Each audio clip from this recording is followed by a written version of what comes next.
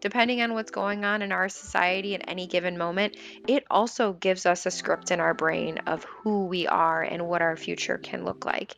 And so what I want to share with you today are these were lies that I struggled with and I struggled with believing, but I have been able to change them. Welcome to the Love Your Brain podcast, the podcast designed for everyday people who are ready to hop off the negative thought hamster wheel and enjoy a less hostile environment in their own brains. Our brains are where we live our entire lives, and I'm on a mission to help people see that they have everything they need to make it a happier place to be. So join us for this episode of the Love Your Brain podcast. Let's get started. Welcome back to the podcast, or welcome if you're new. This week we are continuing the series, The Lies I Believed. But before we get to that, I did just want to give you a reminder to make sure that you are subscribed to the podcast. Leave a review if you're enjoying what you're hearing so that other people can read about this podcast before they get started and see if it's worth their time. I would so appreciate it. And subscribing allows you to be up to date on all the new episodes that are coming out. And as I mentioned in the last podcast, we are going to be launching a new online community soon. And I am so excited for as many of you to be a part of that as possible. So make sure you're subscribed so that as those updates come out, you are the first to know. Now, this series, The Lies I Believed, is a really powerful one because I think that there's two different categories of lies that people often believe.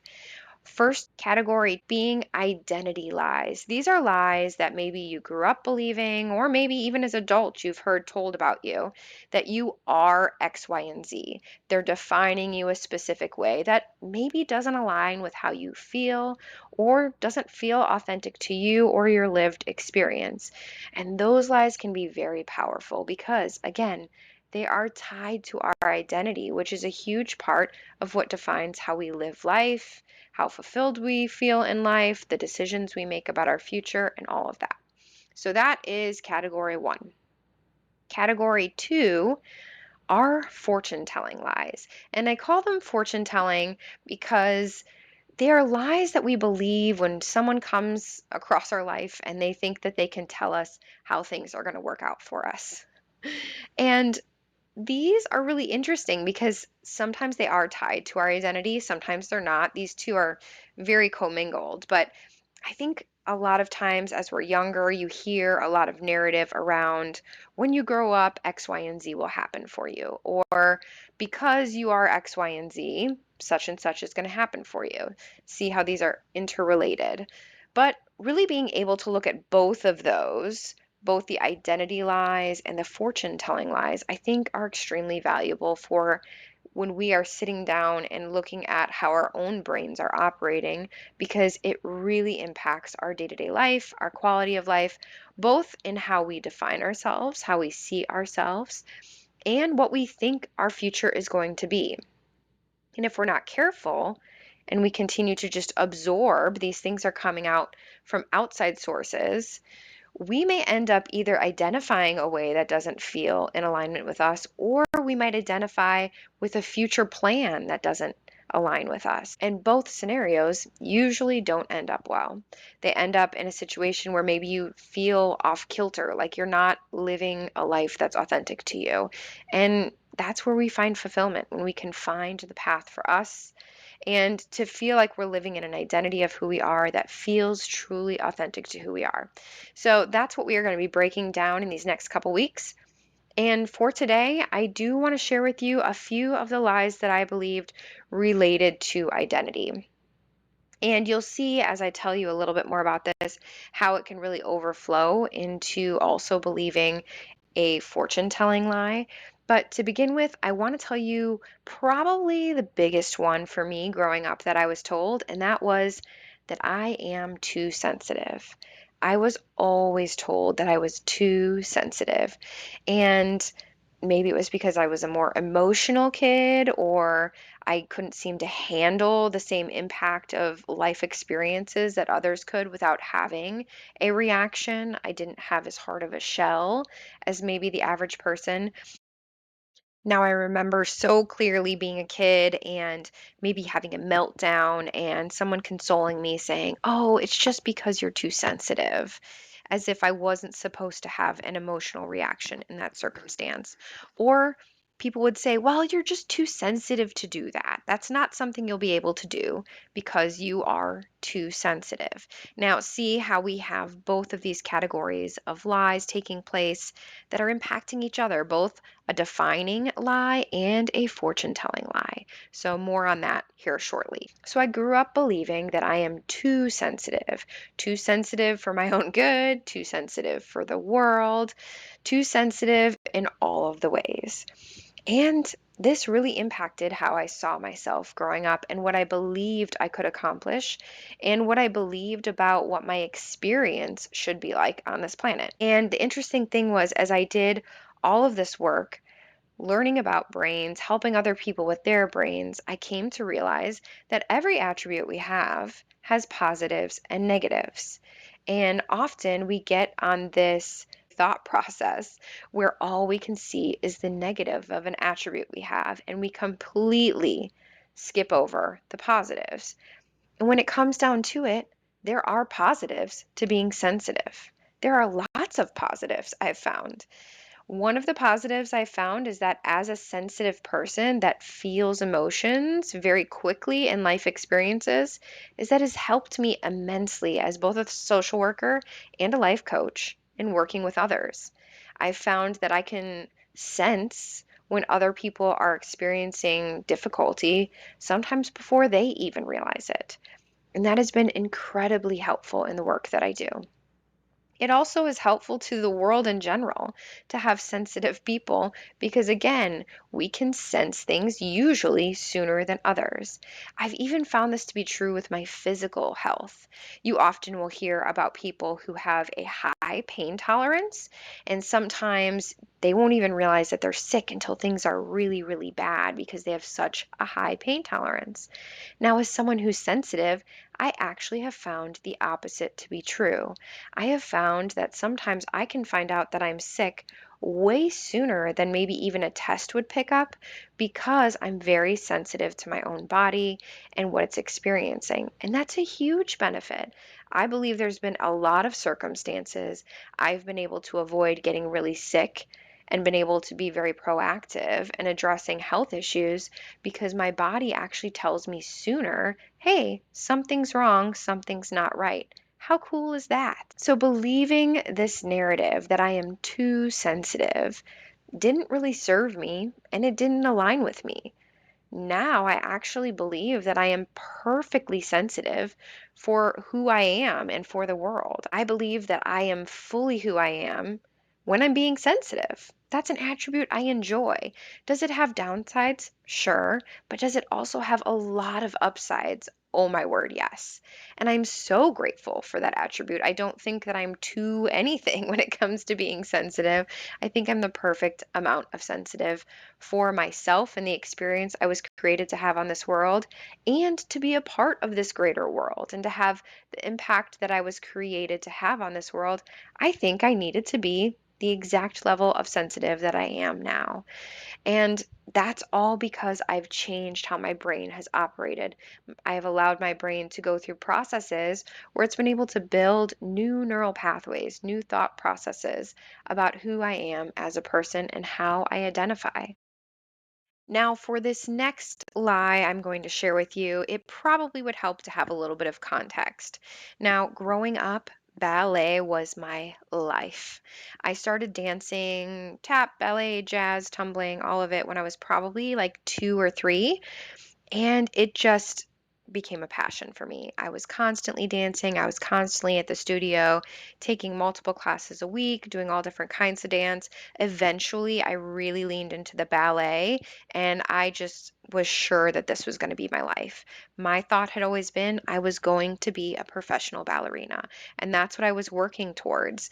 If you know anything about professional ballerinas or even people who have been dancing a long time, it physically is very demanding. I remember having to like ice my feet before long rehearsals because the toe shoes that we would wear would just tear up our feet. And it was everything for me. I would go to school during the day, and as soon as school was out, I would go to the studio and I would practice and I would take all these classes. And the higher up in this studio I went, our classes got smaller and smaller because they were becoming more difficult, and the group of people that I was practicing with and rehearsing with all were on a similar path. Most of us had gotten to a place where we really all thought that we were going to be professional ballerinas. And I remember one day specifically, my mentor sat me down and basically just explained to me that I was too muscular, and that because I was too muscular and I would build muscle so quickly, I would not be able to be a professional ballerina. And I know she had good intentions in having this talk with me. I know that she didn't want to accidentally lead me down a path where I wasn't going to be successful. So in her mind, this was information that was going to be helpful for me. But I took that to heart. And the narrative that started going through my head was, I am too muscular. And sure enough, obviously, I stopped dancing pretty much entirely after that point. I got very depressed because my whole life plan had changed. I was no longer a ballerina as my identity. I was now too muscular to be a ballerina for the rest of my life. And I carried that through into adulthood, really looking at my body and my muscular build as a negative thing. And it really changed the course of things as to how my life was going to go. Now, this was back in the early 90s when muscle was not really a thing on women. It was kind of, be as skinny as you can back then. And thankfully, today, there are lots of beautiful, muscular, capable women, and also, there are lots of professional muscular ballerinas that we get to see out in the world. And I look at those situations and I think to myself, if I would not have believed that lie that I was too muscular and just continued to do something that I was so passionate about, could I also be one of those very muscular ballerinas today that inspire so many other young girls who are also muscular and have hopes of being a ballerina one day as an adult, maybe even professionally? It's so crazy to look back and think about how things could be different. But it took a long time for me to see my body differently. And I'm so glad now that I have the tools that I have to be able to rewire my brain. But as a young kid, I didn't have that. And so many of the things that I encountered really were affected by the fact that I saw my body as too muscular. I remember recently my mom and I went through some old clothes that I had, and some of them are really old. She likes to hold on to things. But I looked at some of them and it broke my heart. Like, I would never think of going to a beach or a pool in like a bathing suit. I always had like really long shorts that I would wear, or if I was working out, I always wore really long shorts, and nothing really fit me super well. So I would have to like come up with these, I'd get pants and cut them off or find different ways to alter clothes so they fit around my legs because I had really muscular legs. And it's just crazy to think about how much brain energy I wasted on the belief that I am too muscular growing up, and what that did to my self confidence and how that limited the choices that I made going forward. It's just boggles my mind now.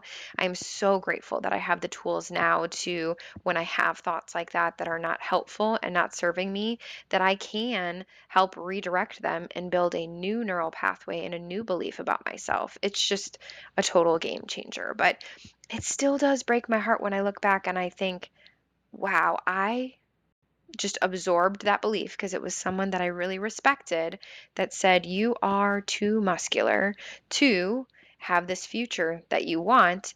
And I immediately believed that is true and absorbed it as a part of my identity and as a truth about my future. So, I share these with you because I do really think all of us, in some way, shape, or form, are struggling believing something about our identity that may not actually align with us or may not be serving us in any way, shape, or form. And it's not that there's been people with necessarily negative intent around us.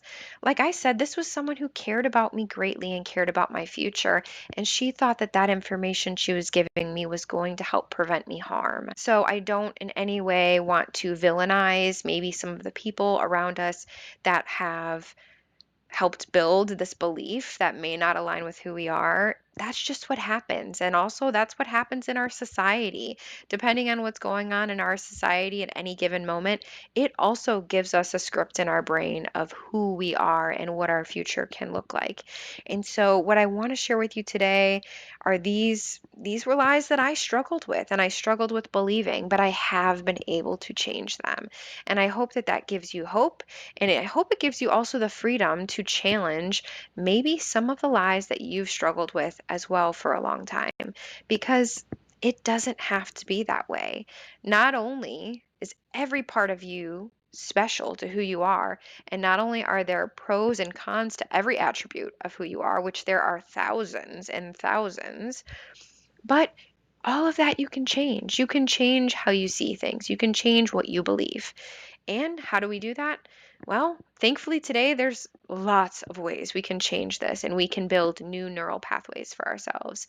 But one really simple and easy tool is to allow our brains to find evidence for a new belief. And what that can look like is, let's take the example of I am too muscular. The belief that I am too muscular. What is the belief that I want to have instead of I am too muscular? Well, that could be my muscles are beneficial. That's a different thought.